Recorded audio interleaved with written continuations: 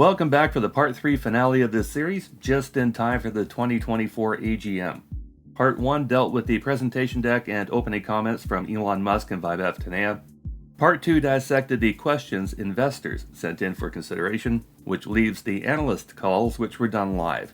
Let's see what was on their minds. Thank you very much. Let's go to analyst questions. The first question comes from Tony Sacconaghi from Bernstein. I was just wondering if you could elaborate a little bit more on the new vehicles that you talked about today. Are these tweaks on existing models, given that they're going to be running on the same lines, or are these new models, and how should we think about them in the context of like the Model 3 Highland update? What will these models be like relative to that? And given the quick time frame, Model 3 Highland has required a lot of work and a lot of retooling. Maybe you can help put that all in context. Thank you. And I have a follow-up, please. I think we've said all we will on that front. So what's your follow-up? So that's another hand wave from Musk regarding a question that should definitely have been given more thought in preparation for the call. Musk could have very easily answered the core question and said whether or not they're using the line to tweak existing models, which even Tony is aware is an intensive process, as with the refresh models, or are they releasing a new vehicle? Failing to answer the question on a topic most people are fully aware is critical to the next wave of growth for the company really shows the disdain Musk has for the shareholders, who are the main drivers of the value of the company. Without greater fools willing to buy Tesla shares at today's prices, the company value would plummet. And as Evercore's analyst Chris McNally published in March of 2024, Tesla looks more and more like a 2027 story as projects and build-outs get pushed down the line, years behind schedule. But instead of having an answer at the ready, Musk appears annoyed by the question and asks for the follow-up. However, before we get to that, we might be able to answer that question for Tony. See, a lot more information has come to light since the call, and on April 30th it was reported that more rounds of layoffs were coming to Tesla, on top of the 14,000 already conducted prior to the call. This time it included 2 senior management personnel. Rebecca Tanucci, who was the company chief of Tesla charging infrastructure, was fired alongside a man named Daniel Ho. Ho is notable in this context because he was the company chief of new product introduction. Further, both of their teams totaling 500 people were dissolved and cut loose as well. So now the company has no charging infrastructure team, nor new product introduction team. And the latter would suggest there are no new products for them to introduce. Now you would think disbanding the entire supercharging team would have been something Musk had to have been aware of less than a week prior to this event, in a fully thought out paring back of the company roster. But, of course, that wouldn't be the case at all. See, Rebecca Tanucci's entire team was fired because Tanucci resisted Musk's demand to fire 20% of her department, as a good manager with a cohesive team should do. But when Musk demanded that she trim more people out of her department, and she tried to plead their cases, Musk threw out the entire 500-person team on the spot in yet another rage-firing incident. That also doesn't speak well for the supercharger network rollout that Muskrats love droning on about. The program that Musk just accepted another $17 million grant from the federal government for. And some of Musk's fans immediately called him out on the mat for it. There goes your 25% year-over-year growth in the services and other category. Same guy that in 2021 was telling audiences that the US should get rid of all government subsidies. Obviously, he didn't mean the ones he could milk, just the ones everybody else applied for, even though he said, quote, can the whole bill. It's a more personal one for you, Elon, which is that you're leading many important companies right now. Maybe you can just talk about where your heart is at in terms of your interests, and do you expect to lessen your involvement with Tesla at any point over the next 3 years? Tesla constitutes the majority of my work time, and I work pretty much every day of the week. It's rare for me to take a Sunday afternoon off. I'm going to make sure Tesla is very prosperous, and it is prosperous, and it will be very much so in the future. Another question that deserved a far better answer than the one Musk provided, since Musk didn't answer the question at all. Musk returns to his old, very tired, and easily debunked statements that he works tirelessly at Tesla 7 days a week. That wasn't even true before Musk bought Twitter, but especially now as head twit at the dying bird. Musk seems to be far more interested in antagonizing his enemies than he ever is concerned with the lagging performance of his only publicly traded company. Just going back through the next week of tweets from Musk after this call.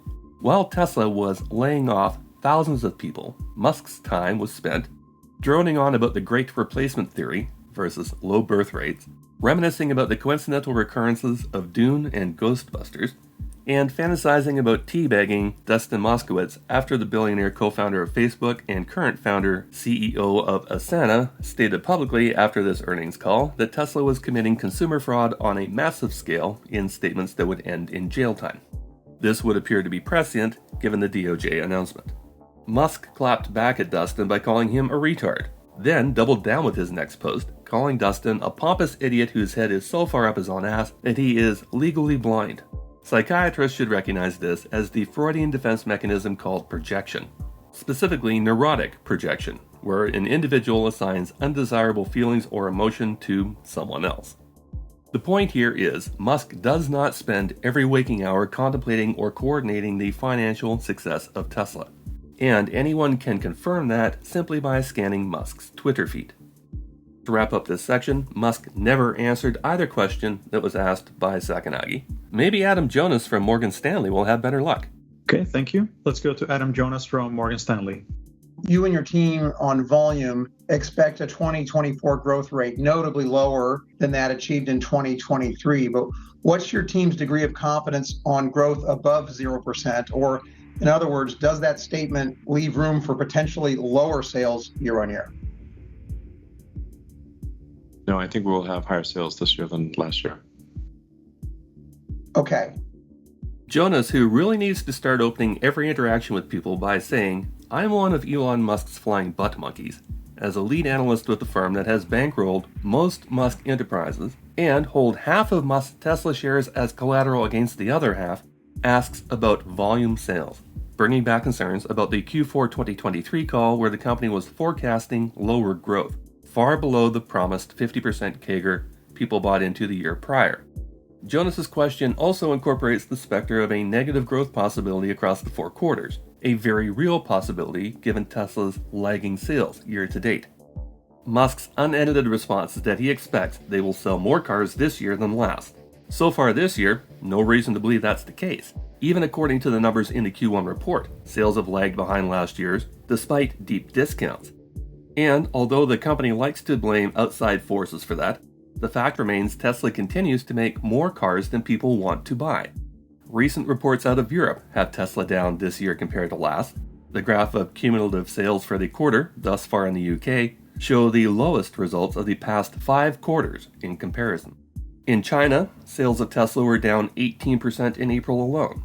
Further, there's no reason to expect these numbers are going to improve, given Tesla's aging fleet and declining reputation. One more quick add. Jonas specifically mentioned the one-piece structural pack unboxed vehicle, referring to the Tesla gigacasting that was supposed to be Tesla's advantage in pumping out these cars. Reuters called it a breakthrough in an article 8 months ago that promised to cut the cost of assembling EVs in half, thereby reinventing car making. Turns out, unboxed wasn't the paradigm shift they were hoping for. May 1st, 2024, news came out that, along with everything else that's happening at the company, the gigacasting manufacturing ambitions are also getting put on hold. And Musk said absolutely nothing about this pullback during this call and for this question. So here's the follow-up. My follow-up, Elon, on future product, assuming that you nail execution on your next-gen, cheaper vehicles, more aggressive gigacastings, structural pack, unboxed, 300-mile range, $25,000 price point.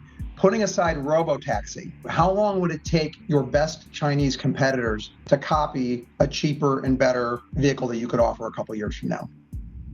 I mean, I don't know what our competitors could do, except we've done relatively better than they have. If you look at the drop in our competitors in China's sales versus our drop in sales, our drop was less than theirs. So we're doing well. 2 points we need to bring up here. 1, Musk says he has no idea what his competitors are capable of. That alone should have Musk placed in a remedial training class for a grade school junior entrepreneur contest, where they learn for the first time what a SWOT analysis is. SWOT: strengths, weaknesses, opportunities, and threats. is a basic exercise where a company goes through each of these categories to see where they fit into the marketplace. What are you good at? What do you need to work on? What opportunities exist in your marketplace? And who is challenging you for those opportunities? Competitors fall under the T for threats, and as the CEO of a company, part of your job is to know the rest of the marketplace, not just riding on the laurels of your own aging product line. Do you care to know why I'm in this chair with you all? I mean, why I earn the big bucks? I'm here to guess what the music might do a week, a month, a year from now. I'm standing here tonight. I'm afraid that I don't hear a thing. Musk likes having the title of CEO, but he doesn't like doing the work, and he doesn't know what the job entails. He said, under oath, in the Solar City trial, and again in the Tornetta case as a matter of fact, that he doesn't want to be the CEO of any company, and he's proven that he doesn't know what the job entails. But here's the second point, and this really has more weight where the real world is concerned. Chinese competitors are already eating Musk's lunch. On price, on fit and finish, and on autonomy. They would be stepping backwards by trying to copy whatever it is Musk is doing. The best thing other automakers could do is completely ignore Musk and just go about their business. Let's go back to that graphic of the Xpeng P7i with the full sensor array installed for autonomous operation, leaps ahead of Tesla for data gathering. In 2022, Motor Trend described this vehicle as a better-built Model S. The interior of the car is clean, with proper driver controls and interface, and looks roomy enough for adults in the back seat. It's also $25,000 cheaper than the Model S base model. If Chinese consumers are looking for that $25,000 price tag, they can choose from the BYD Dolphin, or their fun little hatchback called the Dolphin Mini, or Seagull, maybe the Galaxy E8, just to give three possibilities that already exist. If these cars wind up moving into the US market, Tesla should expect to lose even more market share. The overarching point here is competitors, especially in China, don't have to copy what Musk does to take Tesla's market share. They don't have to think about him at all. Musk wasn't quite done with his response, so here's the rest of it. I think Cathie Wood said it best. Really, we should be thought of as an AI or robotics company. If you value Tesla as an auto company, you just have to fundamentally, it's just the wrong framework. If you ask the wrong question, then the right answer is impossible. Musk is name-dropping a particular fund operator named Cathie Wood. Some of you might not be familiar with this particular Tesla town pump, so let's sort that out for you. Cathie Wood runs a multi-billion-dollar investment management firm called ARK Invest. You can often find Cathie on various investment segments telling everyone how to invest their money. One of the best ways to make a small fortune following Cathie Wood's advice is to give her a big fortune to start with. And to solidify that claim, you need look no further than her ARKK fund performance over time. In the past 5 years in a bull market, her brilliant insight had made her ETF investors a grand total of 6.76%. Not per year, total. See, the reason why anybody knows Cathie Wood's name is because she, like so many other clueless investors, got lucky on their Tesla buys pre-COVID, and they rode the train uphill with the stock thinking they were a genius. Now that Tesla is tanking, so are the fortunes of her investors. In fact, for the 10 years ending December 31st, 2023, Morningstar ranked ARK Invest funds as the worst wealth destroyer family of funds, having lost $14.3 billion worth of investors' value, which was more than double the next 4 worst fund families totaled together in that time period. And somehow, despite losing $14.3 billion, $250 million of that appears to have wound up in Wood's personal bank account.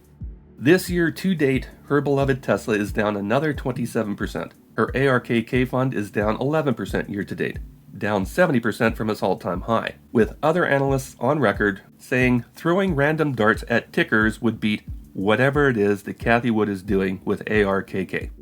So when you see clueless Cathie pumping Tesla stock now during her live segments, with ridiculous projections of $8 to $10 trillion valuations, such as this one that Musk retweeted, the best response to her advice is to laugh at her.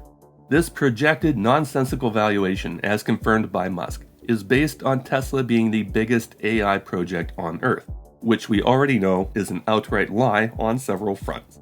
But this washed-up set of horse dentures will still try to convince you that the $28 billion taxi and limo industry in the US will somehow transform into a financial juggernaut responsible for a full third of the US national GDP as soon as Musk cracks open robo-taxis. If somebody doesn't believe Tesla's going to solve autonomy, I think they should not be an investor in the company. But we will, and we are. And then you have a car that goes from 10 hours of use a week, like an hour and a half a day, to probably 50, but it costs the same. This goes back to the Q4 2023 call, where Musk is trying to convince people about the robotaxi paradigm, which has already changed with Musk introducing the claim Tesla will own vehicles operating in that fleet. The claim was, rather than you using your car for only 10 hours per week, when inserted into the system, now that car can see usage 50 hours per week or more. And as we went through in the Q4 call, that increases your wear and tear on a vehicle by 400%, while burning through your available battery charging cycle and warranty 5 times faster. There's no logic to what Musk is droning on about here. Who in their right mind wants to buy a private vehicle that will need to be replaced 5 times as often? Taxis and rental cars are not assets so much as they are consumables. The wear and tear on them is extraordinary, and that's why rental car companies also often have a used car division, so that they can quickly flip these vehicles out for newer cars. It was during this process that Hertz discovered what a mistake it was, turning to Teslas for their EV push. Heavy repair costs and deep depreciation were both cited as reasons for Hertz's reversal on that initiative. If you didn't believe in autonomy, they should give you a preview that this is coming. Yeah, if you've not tried FSD 12.3, and like I said, 12.4 is going to be significantly better, and 12.5 even better than that, and we have visibility into those things, then you really don't understand what's going on. It's not possible. Yeah, and that's why we can't just look at just as a car company, because a car company would just have a car. But here we have more than a car company because the cars can be autonomous. And like I said, it's happening. Yeah, I mean, we're putting the actual auto in automobile. Sort of like, tell us about future horse carriages you're making. I'm like, well, actually, it doesn't need a horse. That's the whole point. That's really the whole point. Okay, time for a serious question about this whole rollout paradigm for 12.4, 12.5, etc. Musk recently tweeted that version 12.4 is 5 to 10 times safer than version 12.3, something his own customers would argue is a lie. But let's say that's true. If version 12.3 is 5 to 10 times more dangerous than 12.4, what the hell is 12.3 doing operating on public roads? And if 12.5 is again supposed to be safer than 12.4, why hasn't 12.4 been shut down across the board until 12.5 is operational? Also, what third-party organization has given accreditation to any of these software versions at all? North American public roads continue to serve as Musk's personal testing arena, and innocent people are dying as a result of it. Thank you. The next question comes from Alex Potter from Piper Sandler. Yeah, so couldn't agree more. The thesis hinges completely on AI, the future of AI, full self-driving, neural net training, all of these things. In that context, Elon, you've spoken about your desire to obtain 25% voting control of the company. I understand completely why that would be, so I'm not necessarily asking about that. I'm asking if you've come up with any mechanism by which you can ensure that you'll obtain that level of voting control. Because if not, then the core part of the thesis could potentially be at risk. So any additional commentary you might have on that topic?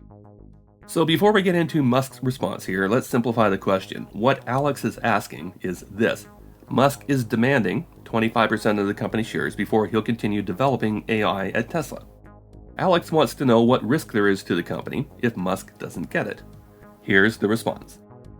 Well, I think no matter what, Tesla, even if I got kidnapped by aliens tomorrow, Tesla will solve autonomy, maybe a little slower, but it would solve autonomy for vehicles at least. I don't know if it would win on with respect to Optimus or with respect to future products, but there's enough momentum for Tesla to solve autonomy, even if I disappeared for vehicles. So Musk has just declared himself to be dead weight where Tesla vehicle autonomy is concerned. He's a non-factor on that front by his own admission. And if people are being honest, you already know he's a non-factor with regards to robots as well. Despite everybody thinking Musk is the problem solver on all fronts for all of his companies, Reality needs to set in here and realize that the demands he makes of his teams and the results they manage to create for him are two completely different equations. But in the present scenario, Musk is basically threatening Tesla with abandonment if the shareholders don't ratify an upcoming vote to reestablish his outrageous compensation package, where he has already threatened to remove intellectual property from the public company Tesla for his own private enterprise, XAI, for which he is already conducting funding rounds at an absolutely nonsensical $18 billion valuation by selling off 33% of the shares for a $6 billion raise. Any other CEO threatening similar outcomes would have been fired, stripped of their keys, and probably investigated for any improprieties leading up to the threat to leave, such as headhunting senior staff, since that would most certainly be a violation of his fiduciary duty to the publicly traded company, requiring him to always act in the company's best interest. In extreme cases, they may even come across instances where the corrupted executive redirected purchase orders or company resources to benefit their personal project. But they'd have to be a real unscrupulous, megalomaniacal bastard to try something as blatant as that. Now, there's a whole range of things we can do in the future. Beyond that, I'd be more reticent with respect to Optimus. If we have a super sentient humanoid robot that can follow you indoors and that you can't escape, we're talking Terminator level risk. Yeah, I'd be uncomfortable if there's not some meaningful level of influence over how that is deployed. Being blunt, Musk using doomsday scenarios to justify people bowing to his demands is getting awful bloody stale at this point. He does the exact same thing when he's selling venture capitalists on his Mars City vaporware, holding the specter of World War III or some other extinction level event over their heads. Here it's the Terminator outcome of AI, where only Elon f***ing Musk can save humanity from the robots his company is trying to create. It all folds into his well-known Messiah or Savior complex mental disorder. If the fate of humanity truly resides in the hands of Twitter's ketamine king, then God help us all. He actually mentions that ratifying vote in the next clip with another scenario. Shareholders have an opportunity to ratify or re-ratify the sort of competition. I guess I can't say that. But that is a fact. They have an opportunity. And we'll see. If the company generates a lot of positive cash flow, we could obviously buy back shares. According to Statista.com, Tesla net income attributable to shareholders did not cross into black ink territory until 2020. If we ignore all the previous losses and just add up the positive numbers from 2020 to 2023, that comes to $33,793 million. But Musk still somehow thinks he's entitled to $56 billion, 65% more than the company has ever made in net income since their first profitable year. Call it what you want: delusion, megalomania, deranged entitlement, sociopathic narcissism. We'll just call it absolutely f***ing ridiculous and leave it at that. One more quick question from Alex Potter before moving on. All right, that's actually all very helpful context. Thank you. Maybe one final question, then I'll pass it on. Opex reductions, thank you for quantifying the impact there. I'd be interested also in potentially more qualitative discussion of what the implications are for these headcount reductions. What are the types of activities that you're presumably sacrificing as a result of parting ways with these folks? We've done these headcount reductions across the board. And, as companies grow over time, there are certain redundancies, there's some duplication of efforts which happens in certain areas. So you need to go back and look at where all these pockets are, get rid of it. So we're basically going through that exercise wherein we're like, hey, how do we set this company right for the next phase of growth? And the way to think about it is any tree which grows, it needs pruning. This is the pruning exercise which we went through. At the end of it, we'll be much stronger and much more resilient to deal with the future, because the future is really bright. Like I said in my opening remarks, we just have to get through this period and get there. VibeHub is trying to portray the layoffs as some sort of strategically thought out process, wherein every position was carefully weighed out against the person's benefit to the company. But since we know Musk fired entire departments on a whim, we can discount any claims that the company might try to make about the due care and attention put toward this paring back. And when using the tree pruning simile, keep in mind it is completely possible to kill a tree by knocking off too many limbs. Any plant only has so much vigor to lose before the roots begin to rot away. When you're talking about tens of thousands of people across the board being fired on an overnight notice, you're certainly crippling your organization. Not just by the talent you are removing from the company, but also the effect that looming cuts have on the people that remain behind. Right now, Tesla has all their employees walking on eggshells, with some survivors likening the state of the company to Squid Game.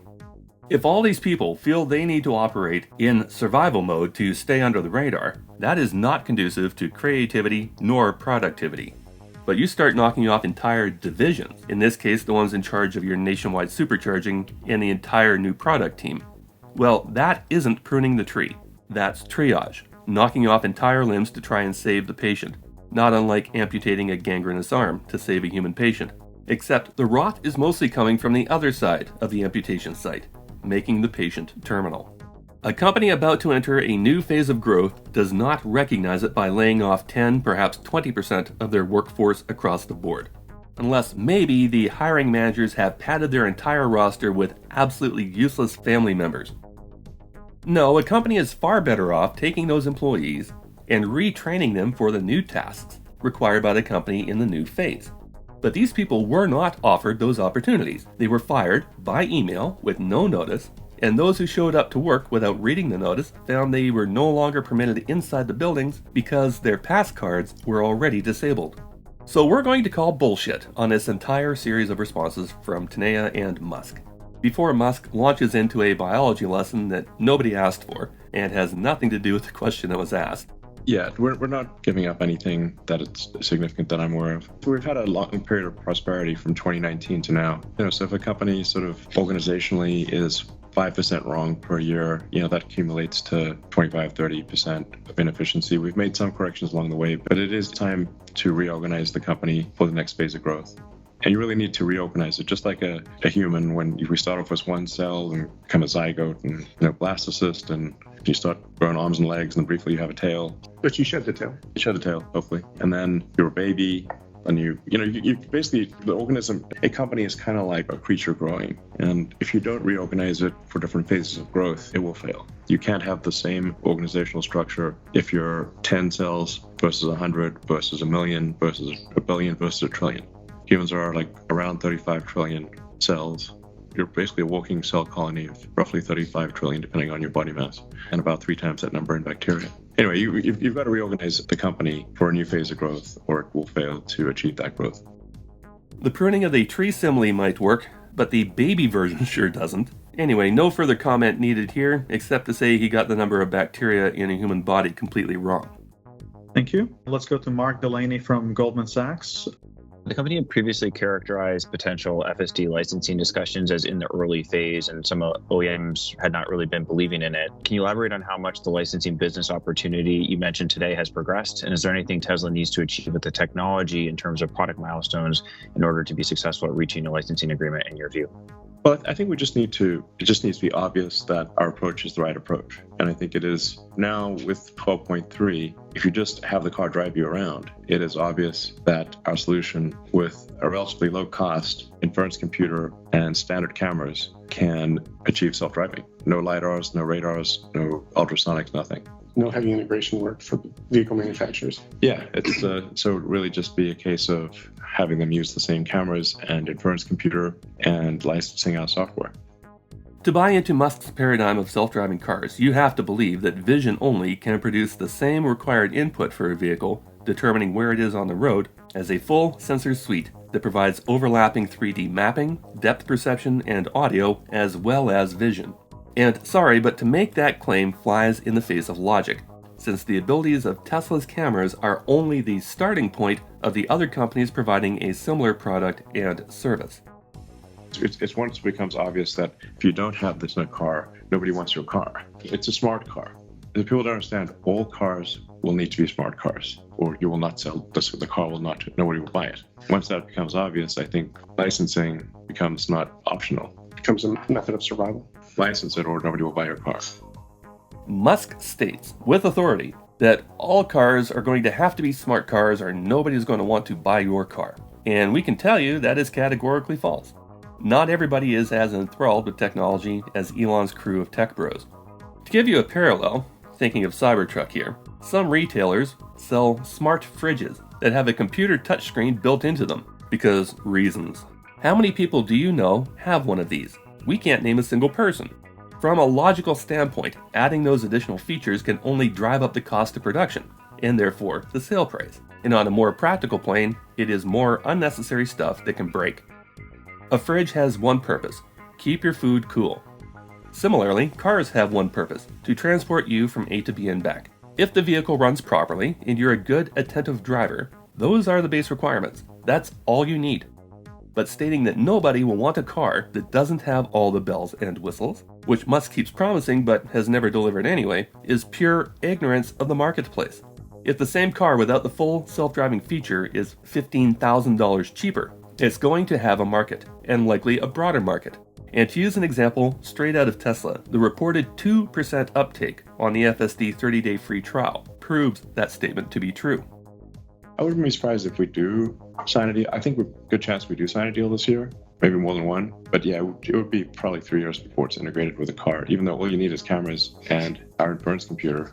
It's like not a massive design change. Yeah, and again, just to clarify, it's not the work which we have to do, it's the work which they have to do, which will take the time. We covered this in detail earlier. We'll believe they have a major automaker on the hook when they make the reveal. Otherwise, we'll consider it another hollow claim that already dates back several years, back to at least 2021. And the other thing we covered earlier as well is the claim of vision only requiring only the installation of cameras to have a functional FSD system. If that's the case, Musk needs to explain where millions of dollars worth of LiDAR equipment is winding up. Very helpful, thank you. My follow-up was to better understand Tesla's approach to pricing going forward. Previously, the company had said that the price reductions were driving incremental demand. With how affordable the cars have become, especially for vehicles that have access to IRA credits and some of the leasing offers that Tesla has in place, do you still see meaningful incremental price reductions as making sense from here for the existing products? And can the company meaningfully lower prices from here and also stay free cash flow positive on an annual basis with the current product set? Yeah, I think we can be free cash flow positive meaningfully. Like our cost down efforts, we basically were offsetting the price cut. That's what I was going to say. Goal. Like we're trying to give it back to the customers. I mean, at the end of the day, like for any given company, if you sell a great product at a great price, if you have a great product at a great price, the sales will be excellent. That's true of any arena.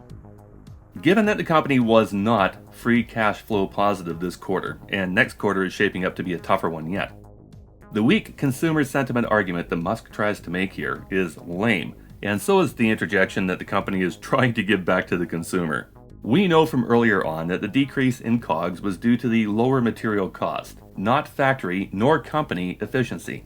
So there's that argument shot. And as for Musk telling the Goldman Sachs analyst that great products at a great price are going to sell well, Musk didn't tackle the inverse. And that's where Tesla actually finds itself. They are currently producing a poor quality product and facing a declining reputation, resulting in a backlog of inventory that continues to stack up, which is why Delaney asked the question to begin with. It is doubtful that this top 3% financial expert found any useful information in that answer at all, and he should have called Musk out on it. Meanwhile, the discounts to move the backlogged vehicles continue, except in North America they're dressing them up as a 0.99% APR financing option instead. Whether it's cheap financing or cash discounts, the effect on Tesla's bottom line is going to be the same. All right, the next question comes from George from Canaccord.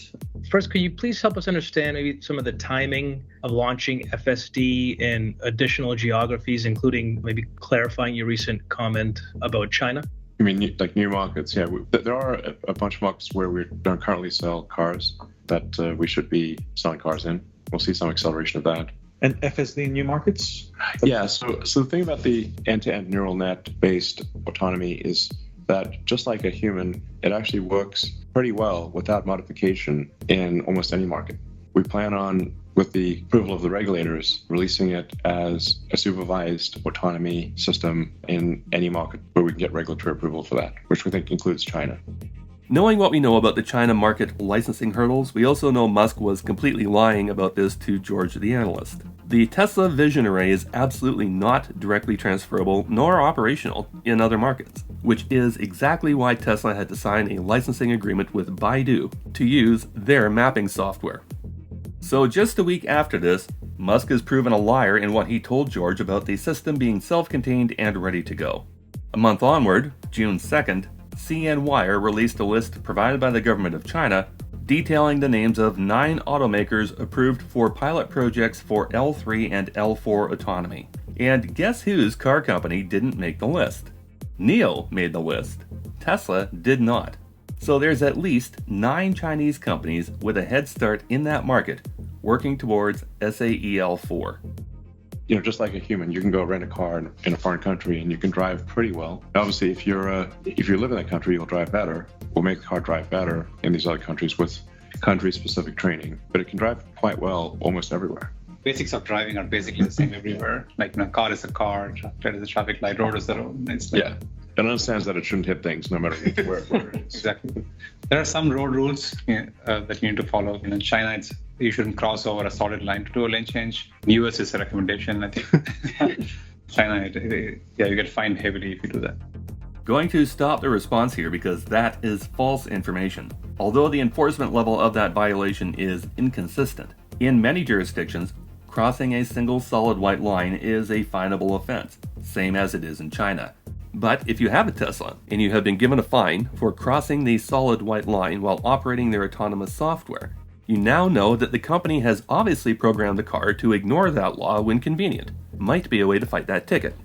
And you could even use this little video clip as one of your pieces of evidence, where the car operating on FSD leaves its position in a traffic column, scoots forward in the line, then crosses the solid white line to force its way in further up the line. Okay, thank you. Let's go to Colin Rush from Oppenheimer. Given, the pursuit of Tesla really as a leader in AI for the physical world, and your comments around distributed inference, can you talk about what that approach is unlocking beyond what's happening in the vehicle right now? I can mention the car, even when it's a full robotaxi, it's probably going to be used around 50 hours a week. That's my guess, like a third of the hours of the week. And now that we have already paid for this compute in these cars, it might be wise to use them and not let them be idle. We don't want that. We want to use the compute as much as possible and close to basically 100% of the time. I think it's analogous to Amazon Web Services, where people didn't expect that AWS would be the most valuable part of Amazon when it started out as a bookstore. That was on nobody's radar. It seems like kind of a no-brainer to say, okay, if we've got millions and then tens of millions of vehicles out there where the computers are idle most of the time, we might as well have them do something useful. If you get to the 100 million vehicle level, which I think we will, and you've got a kilowatt of usable compute, I think you could have on the order of 100 gigawatts of usable compute, which might be more than any company, probably more than any company. And unlike laptops and our cell phones, it is totally under Tesla's control. So it's easier to distribute the workload across different nodes as opposed to, asking users for permission on their own cell phones would be very tedious. Well, you just drain the battery on them. Yeah, exactly. The battery is also limited. Whereas for the car, even if you're a kilowatt level inference computer, which is crazy power compared to a phone, if you've got a 50 or 60 kilowatt hour pack, it's still not a big deal. You could run for 10 hours and use 10 kilowatt hours of compute. We're got a built-in liquid cooled thermal management.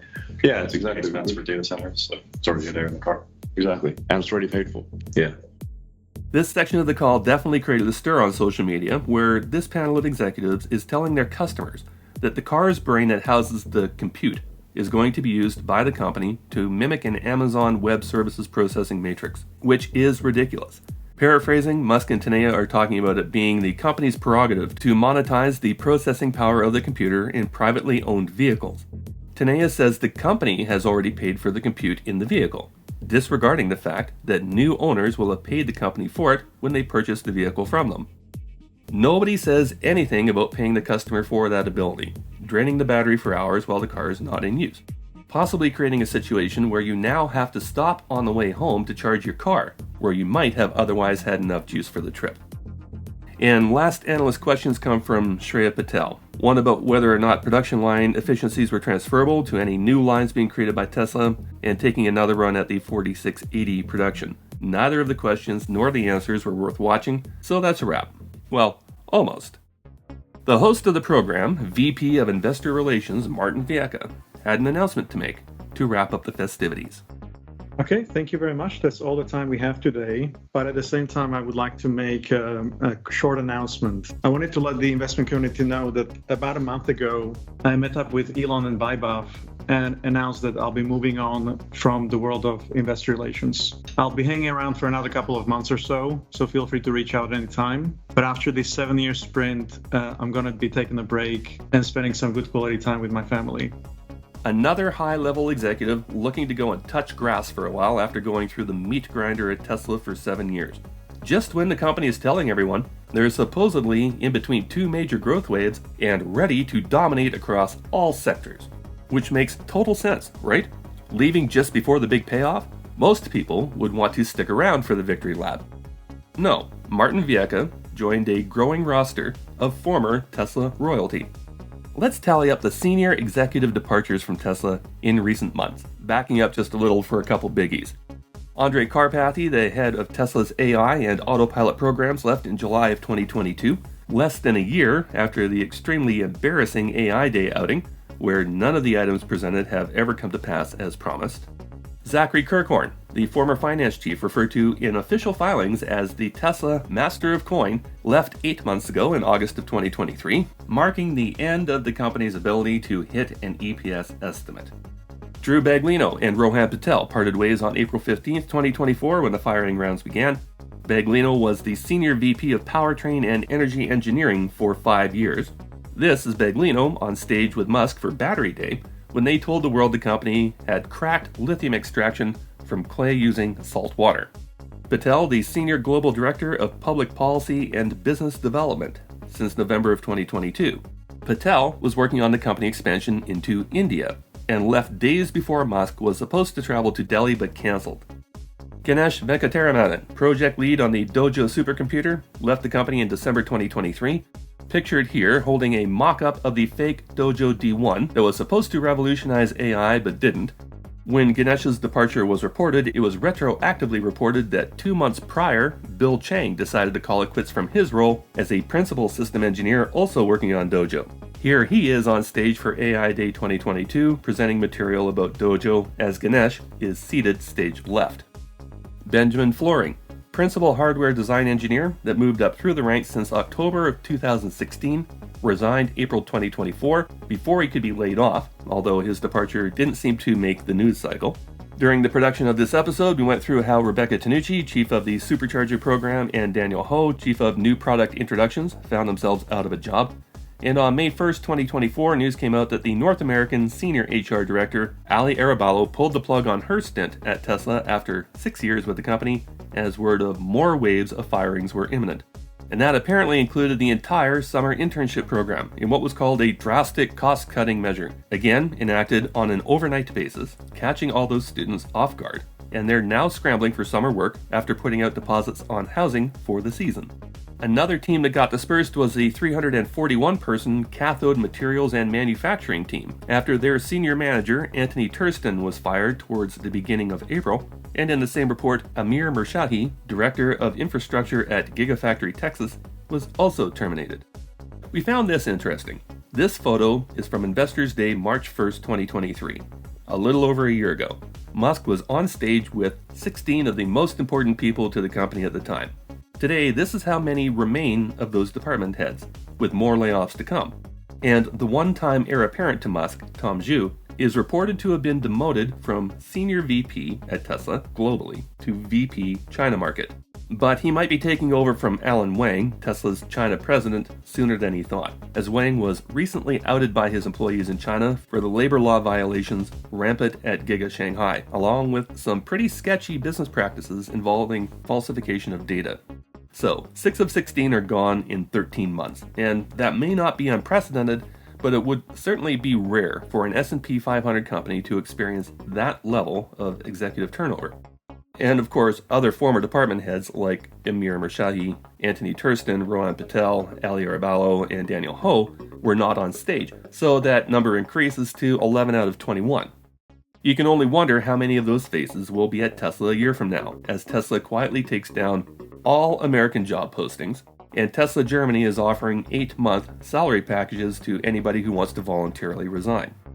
May 9th, 2024, Rich Otto, Tesla's head of product, launches quit in apparent disgust of the company taking what he called its pound of flesh with the massive firing rounds. So that's another 7-year veteran department head who had enough. His fuck you manifesto to Tesla can be found on his LinkedIn profile. And on May 13th, 2024, Renji Zhu left the company.